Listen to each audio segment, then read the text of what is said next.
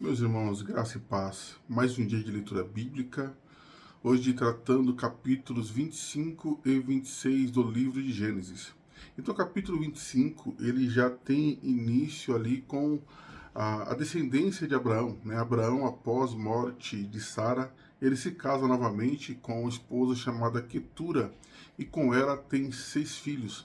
E o capítulo vai dar continuidade dizendo que cada um desses seus filhos, Abraão os dispensou com uma parte da herança, porém a base da sua herança permaneceu com Isaac, pois era com ele a qual o Senhor tinha uma aliança, né? E Abraão sabia muito bem disso. Então, versículo de número 7, nós temos a morte e também o sepultamento de Abraão pelos seus filhos, né? Agora Ismael também chega ali para sepultar seu velho pai. E no capítulo 25, o texto ainda vai tratar da descendência de Ismael, né, e também o crescimento, né, da sua semente e morte de Ismael aos 137 anos. Então, o versículo 21 narra a oração de Isaac por sua esposa Rebeca, pois a mesma era estéril, né? Então eles se casaram quando Isaac tinha 40 anos de idade. E os meninos vieram nascer quando Isaac tinha 60 anos. Então foram vários anos de oração para que o Senhor abrisse a madre da sua amada esposa Rebeca. E o texto vai narrar então que as crianças elas brigavam entre si no ventre de Rebeca. E isso causou em Rebeca um sentimento de preocupação, né? O que era aquilo? E o Senhor diz para ela que 2 povos haviam em seu ventre. Então o primeiro menino que nasce é Esaú, né? Que quer dizer cabeludo, né? Era um menino peludo. E o segundo, Jacó, nós conhecemos bem, que quer dizer o que segura o calcanhar, né? A origem do nome Jacó é o que segura o calcanhar, né? No hebraico, a base é akev, né? Que quer dizer justamente calcanhar, né? Nós ouvimos muito dizer que Jacó quer dizer suplantador, enganador, enfim, mas essa não é o significado do seu nome. Então, Esaú se torna pai dos Edomitas, né? E Jacó continua ali a sua aliança com Deus e se torna o pai dos israelitas. Então, são 2 povos que estavam, que brigavam desde o ventre de Rebeca e posteriormente, né, essas 2 nações se tornam ou mantêm uma relação conflituosa. Então, embora Esaú nascesse primeiro, o Senhor falou que o mais novo seria o maior. A descendência de Jacó seria a descendência próspera, a descendência da promessa de Deus. Isso no versículo 32, o texto vai dizer que Esaú vende a sua primogenitura. Esaú era o cara da caça, o cara do campo, não é? E numa dessas suas aventuras pelo campo em busca de uma caça, ele chega em casa exausto, faminto, e ele pede para Jacó, que era o caseiro, olha, me dá um pouco desse seu guisado aí, né? Nem dá tanta ênfase ao guisado, e Jacó faz uma proposta que é estranha, não é? A primogenitura ela tinha um valor muito grande, era o direito à liderança, o direito à herança, o direito à bênção, tudo isso vinha atrelado à primogenitura, a liderança física, espiritual, ou seja, o primogênito tinha um valor muito grande. E Esaú simplesmente abre mão do seu direito à primogenitura, dizendo, olha, de que me vale a primogenitura? Eu estou com fome. Então, Esaú, desde o princípio, ele não se firma de fato naquilo que era importante, não só para ele, mas para aquilo que Deus poderia ter com a sua vida. Então, partindo para o capítulo 26, o texto vai narrar que o Senhor ele impede de Isaac ir ao Egito. O Senhor diz para ele que olha, a fome está vindo, mas fique por aqui. Não desça ao Egito. A terra que você está vendo é a terra que eu jurei a Abraão a dar à sua descendência. Com isso, o Senhor abençoa a vida de Isaac e renova as suas promessas para que ele permanecesse focado naquilo que Deus tinha para ele.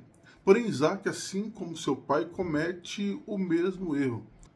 A sua esposa era bela e ele, mais uma vez, assim como o seu pai, ele mente, dizendo: Olha, não, essa é minha irmã. E assim como aconteceu no tempo de Abraão, Deus abre ali os olhos do rei para que ele veja Isaac acariciando a sua esposa. E o rei de Gerar, Abimeleque, temente a Deus, dizendo: Rapaz, essa mulher é sua esposa, ela não é sua irmã. E se algum dos nossos homens, algum dos nosso povo pegasse a sua mulher, tomasse por esposa, sobreviria sobre nós maldição. E ele dá uma determinação que ninguém poderia tocar nem em Isaac, muito menos em sua esposa. Partindo então do versículo 12, o texto vai dizer que Deus estava abençoando a vida de Isaac. Isaac estava colhendo muitos frutos, né? O Senhor estava com ele. E como na vida cotidiana, né, nem tudo são flores, né? Passamos por momentos de bênção, Deus nos abençoa, mas o inimigo tem que se levantar. Então, Satanás levanta os inimigos e começam a perseguir a vida de Isaac, começam a entulhar novamente os seus poços. Isaac cava um poço, o povo diz: Olha, essa água é minha. Cava outro poço e essa água é minha. E o Senhor aparece a Isaac, né? Deus sempre vem na hora exata e no momento certo, no momento das dificuldades da vida. Deus nos lança a sua palavra dizendo que estaria com Isaac, que ele não deveria temer. Deus é o seu escudo, Deus é o seu galardão e estaria com ele e o abençoaria. Então, nós vemos que nos momentos de bênção, o inimigo se levanta, mas Deus sempre tem resposta para os seus filhos. E partindo daí, naquele local, Isaac arma um altar para adorar ao seu Deus, arma também a sua tenda e cava um outro poço. E partindo do versículo 26, o texto vai dizer que Abimeleque busca Isaac para fazer uma aliança com ele. Né? E a base dessa aliança era o temor. Isaac estava crescendo muito, se fortalecendo muito. Então, o povo da terra se junta, dizendo: Olha, vamos fazer uma aliança com ele, porque o camarada está muito grande.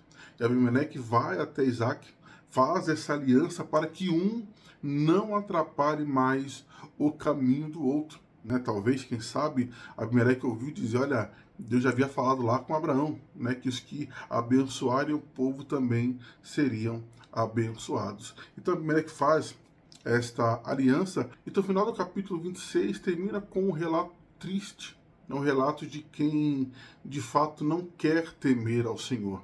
O texto vai dizer que Esaú toma as mulheres daquela terra, uma por nome de Judite e outra por nome de Bezamate.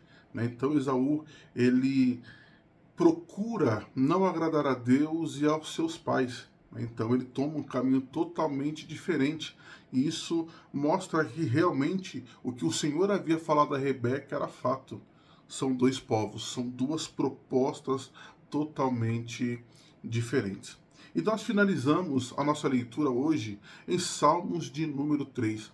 Embora o Salmo de número 3 trate ali a oração de Davi, né, a vida de Davi, né, a exclamação de Davi, dizendo: Olha, os meus inimigos têm se levantado, eu me deitei, dormi, acordei porque o Senhor tem me sustentado. Isso diz muito sobre o que Isaac passou, né, porque na vida, de fato, vamos passar por dificuldades.